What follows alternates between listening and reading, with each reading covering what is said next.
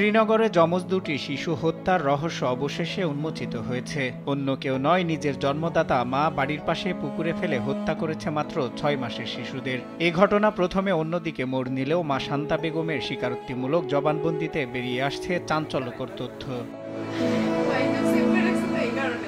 সন্তানদের সব থেকে নিরাপদ স্থান নিজের মা, কিন্তু সেই মায়ের হাতে নির্মমভাবে গত সোমবার বিভীষিকাময় সন্ধ্যায় নিভে যায় দুটি নিষ্পাপ প্রাণ। উপজেলার কুকুটিয়া ইউনিয়নের বিমন্দি গ্রামে ঘটে এমন ভয়াবহ হত্যাকাণ্ড। এই ঘটনায় হতবাক স্থানীয়রা। সবাই চিল্লান দিচ্ছে বাসায়। আমি আইসি প্রথম দেখি ভাইয়া বাচ্চা দুইটা হাতে করে নিয়ে এসেছি, নিয়ে আসার পর মাথায় করে যে হাসপাতালে নিয়ে এসেছি। আরেকজন আসলো লাইট নিয়ে এসেছে, তো ওই বলতেছে যে ভাই এই যে এখানে পড়ছে, তো এইখান থেকে আমি বাচ্চা উঠে নিয়ে এসেছি। সোহাগ অরিজিনাল বাসায় আসলো, বাজারে আসলো, আর সোহাগের বাসার মধ্যে আসলো হলো আমার এক প্রতিবন্ধী ভাই আর হলো আমার ভাবি, এই দুইজনই আসলো। এক সময় যাদের হাসিতে মুখর ছিল পুরো সংসার, সেই শিশুদের নিথর দেহ ভেসে ওঠে পাশের পুকুরে। সেদিনই আটক করা হয় শিশুদের বাবা সোহাগ মিয়া এবং মা শান্তা বেগমকে। পরে দুজনকে দোষারোপ করলে এ ঘটনা মোড় নেয় অন্যদিকে। এতে হিমশিম খেতে হয় তদন্তকারী দলকে। তার মা এই ঘটনার সাথে জড়িত থাকতে পারে।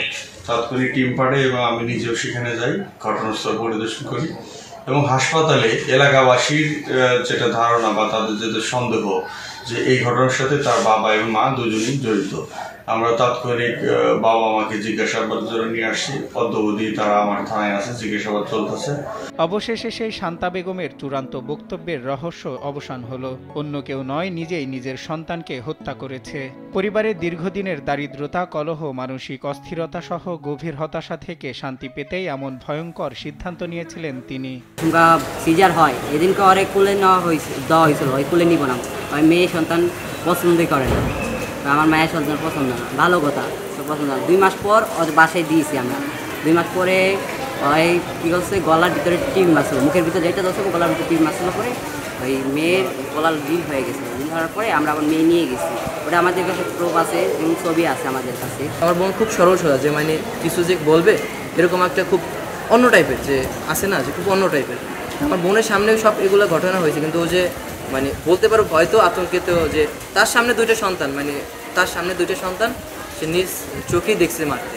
যমজ শিশু হত্যার ঘটনায় আসামি শান্তা বেগম আদালতে দোষ স্বীকার করে জবানবন্দি দেওয়ায় বিচারক তাকে জেল হাজতে প্রেরণের নির্দেশ দেন। মায়ের হাতে নিজের সন্তানদের হত্যার বিষয়টি কোনোভাবেই মেনে নিতে পারছেন না স্থানীয়রা। এই ঘটনায় জড়িতদের কঠোর শাস্তির দাবি জানান তারা। সজল বিশ্বাস, নিউজ ডেস্ক, দেশ টিভি।